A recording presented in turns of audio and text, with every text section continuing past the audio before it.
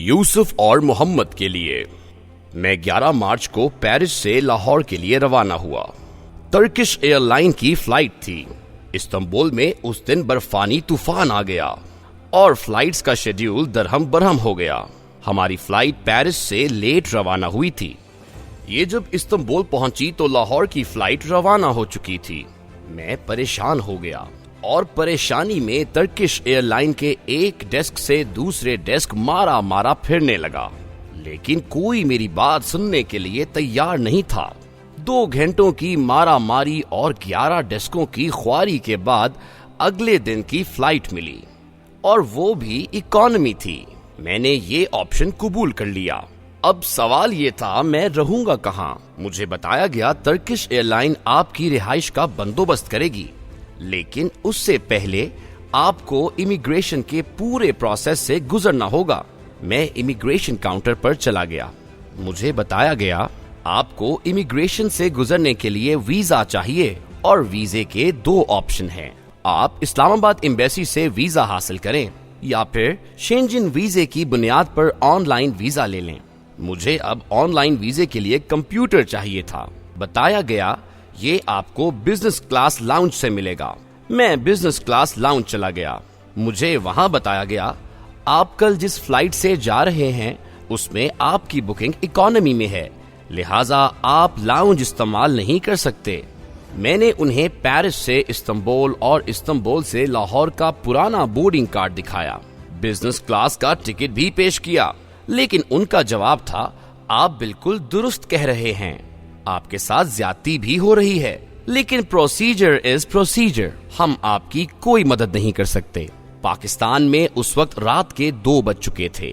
میرے پاس لوکل سم بھی نہیں تھی، اور لاؤنج سے باہر ہونے کی وجہ سے وائی فائی کی سہولت بھی دستیاب نہیں تھی۔ میں نے پریشانی میں ڈیوٹی فری کے ایک دکاندار سے سم کے لیے مشورہ کیا۔ اس نے بتایا آپ کو سم کارڈ کے لیے امیگریشن سے گزر کر باہر جانا پڑے گا۔ میری ہنسی نکل گئی کیونکہ اس کے لیے ویزا چاہیے تھا اور سارا سیاپا ہی ویزے کا تھا۔ میں نے اسے صورتحال بتائی، اس کی بھی ہنسی نکل گئی، اور پھر اس نے مجھ پر ترس کھا کر مجھے ہاٹ سپاٹ کے ذریعے وائی فائی دے دیا۔ میں نے پاکستان رابطہ کیا، بیٹے کو اٹھایا اور اسے آن لائن ویزے پر لگا دیا۔ بیٹے نے تھوڑی دیر بعد جواب دیا آن لائن ویزے کی ویب سائٹ ڈاؤن ہے، یہ کریڈٹ کارڈز قبول نہیں کر رہی۔ یوں میں 24 گھنٹے کے لیے ایئرپورٹ پر پھنس گیا۔ میں خود کو ابھی ایئرپورٹ پر ایڈجسٹ کرنے کی تیاری کر رہا تھا کہ دکاندار نے مجھے یہ بتا کر مزید پریشان کر دیا برف باری کا یہ طوفان مزید 2 دن چلے گا، لہٰذا اگلے 2 دن کوئی فلائٹ استنبول آ سکے گی اور نہ جا سکے گی۔ اتوار کو لاہور میں میرا سیشن تھا، میرا وہاں پہنچنا ضروری تھا، لہٰذا میری پریشانی آسمان کو چھونے لگی۔ میں نے کافی لی اور سانس کی ایکسرسائز کرنے لگا۔ 2 گھنٹے بعد بیٹے کا پیغام آیا، ہم نے چائنا کے ایک بینک سے ارجنٹ کریڈٹ کارڈ لے کر آپ کی پیمنٹ کر دی ہے، 10 منٹ میں ویزا آ جائے گا۔ میں نے شکر ادا کیا اور لمبی سانس لی۔ مجھے 10 منٹ بعد ویزا مل گیا، لیکن اس کے بعد خواری کا ایک نیا سلسلہ شروع ہو گیا۔ میں نے ویزا دکھا کر امیگریشن کراس کی، سامان کی بیلٹ پر گیا تو پتا چلا سامان لاکرز میں جمع ہو گیا ہے، اور یہ اب مجھے اگلی فلائٹ کے ذریعے پاکستان ملے گا۔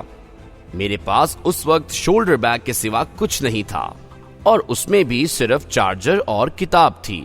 کپڑوں کے نام پر ایک ٹراؤزر اور ٹی شرٹ تھی، اور باہر طوفانی برف باری ہو رہی تھی۔ میں نے انہیں اپنی صورتحال بتائی، لیکن وہ لوگ کندھے اچکا کر آگے بڑھ گئے۔ بہرحال قصہ مختصر، میں ہوٹل کے لیے ایک بار پھر ترکش ایئر لائن کے کاؤنٹر پر پہنچ گیا۔ مجھے انہوں نے اگلے کاؤنٹر، اس کاؤنٹر نے ایک اور کاؤنٹر، اور اس نے تیسرے کاؤنٹر پر بھجوا دیا۔ میں بالآخر خوار ہوتا ہوا متعلقہ کاؤنٹر پر پہنچ گیا۔ میں نے انہیں اپنے ٹکٹس اور بورڈنگ کارڈز دکھائے۔ میرا پاسپورٹ مانگا گیا۔ پاسپورٹ دیکھتے ہی خاتون نے مسکرا کر فرمایا ہمارے پاس ہوٹلز نہیں ہیں، آپ لیٹ ہو گئے ہیں۔ میں نے اسے بتایا آپ نے ابھی میرے سامنے ایک امریکی جوڑے کو ہوٹل اور گاڑی کا بندوبست کر کے دیا، اور وہ بزنس کلاس کے مسافر بھی نہیں تھے۔ خاتون کے پاس کوئی جواب نہیں تھا۔ اس نے انگلی کے اشارے سے 1 منٹ مانگا، کاؤنٹر سے نکلی اور غائب ہو گئی۔ وہ اس کے بعد واپس نہیں آئی۔ میں آدھا گھنٹہ اس کا انتظار کرتا رہا، لیکن وہ واپس نہیں آئی۔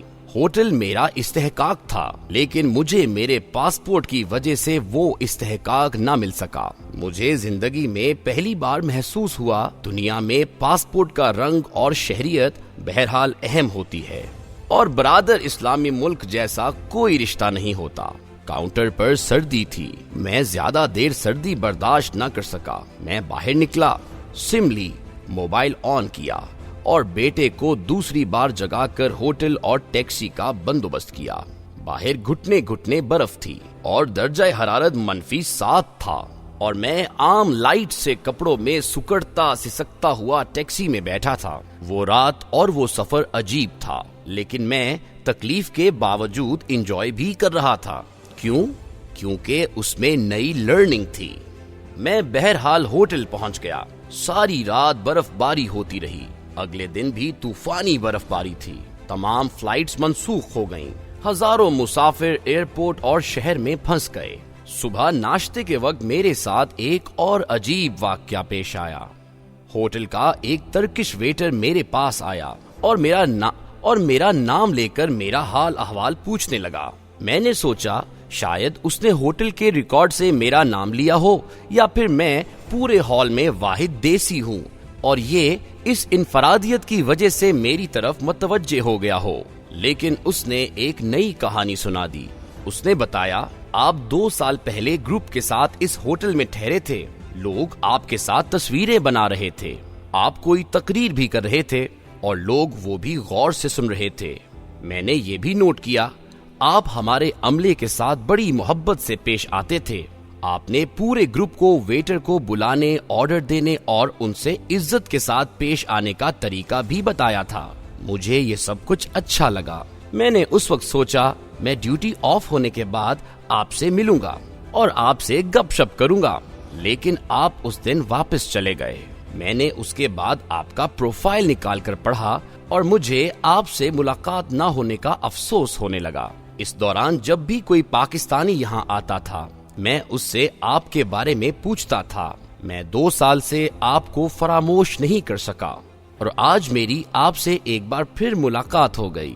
مجھے یہ سارا قصہ فرضی سا محسوس ہوا اور میں مشکوک نظروں سے اس کی طرف دیکھنے لگا، لیکن پھر اس نے میری گروپس کے ساتھ تصویریں بھی دکھائیں اور پروفائل کے اسکرین شاٹس بھی۔ اس کا نام یوسف دور ددن تھا۔ میں نے اس کے ساتھ کافی پی اور سارا دن ہوٹل کی کھڑکیوں سے برف دیکھ کر گزار دیا۔ وہ ایک اچھی کمپنی تھا۔ دوسرے دن بھی برف باری تھی۔ میں نے اپنے ترکش دوست ظفر کو بلایا اور میں اس کے ساتھ برستی برف باری میں 4 سمبا چلا گیا۔ 4 سمبا استنبول کا قدیم محلہ ہے۔ اس کے تمام مرد باریش ہوتے ہیں اور خواتین برقع پہنتی ہیں۔ پورے محلے میں قدامت پرست مسلمان بستے ہیں، تصویر نہیں بنانے دیتے، اور آذان ہوتے ہی دکانیں کھلی چھوڑ کر مسجد چلے جاتے ہیں۔ خوش اخلاقی سے ملتے ہیں اور لین دین کے کھرے ہیں۔ ہم وہاں پھرتے رہے اور پھر وہاں سے استنبول کی قدیم دیوار کے وزٹ کے لیے چلے گئے۔ وہاں ایک دوسرا واقعہ پیش آ گیا۔ گلی میں 7-8 سال کے ایک بچے نے میرا ہاتھ پکڑ لیا۔ وہ ترکی کی زبان میں کچھ کہہ رہا تھا۔ میں نے ظفر سے مطلب پوچھا۔ اس نے بتایا یہ کہہ رہا ہے مجھے بھوک لگی ہے۔ میں لڑکے کو بھیکاری سمجھ کر آگے بڑھنے لگا، لیکن پھر نہ چاہتے ہوئے بھی واپس مڑ گیا۔ بچے کو شورمے کی دکان پر لے گیا، کھانا لے کر دیا اور اسے میز پر بٹھا کر آگے نکل گیا۔ بچے کا نام محمد تھا اور وہ شامی تھا۔ آپ کو شاید یقین نہیں آئے گا، بچے نے جو ہی کھانا شروع کیا برف باری رک گئی اور تھوڑی دیر بعد سورج چمکنے لگا۔ میں نے ترکش ایئر لائن سے رابطہ کیا۔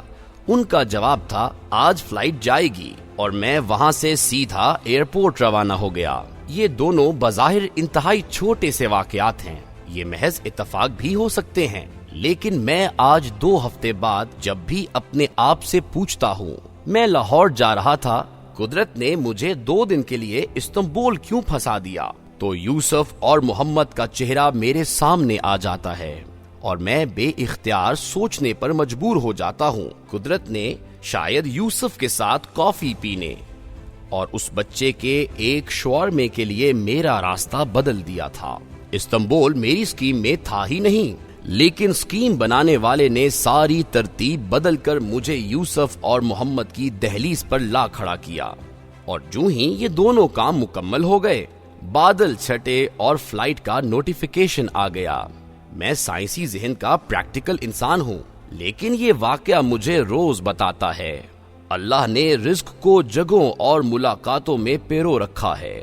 آپ جب تک ساری ملاقاتیں، ساری جگہیں اور اپنے حصے کا سارا رزق بھگتا نہیں لیتے، آپ اس وقت تک دنیا سے رخصت نہیں ہوتے۔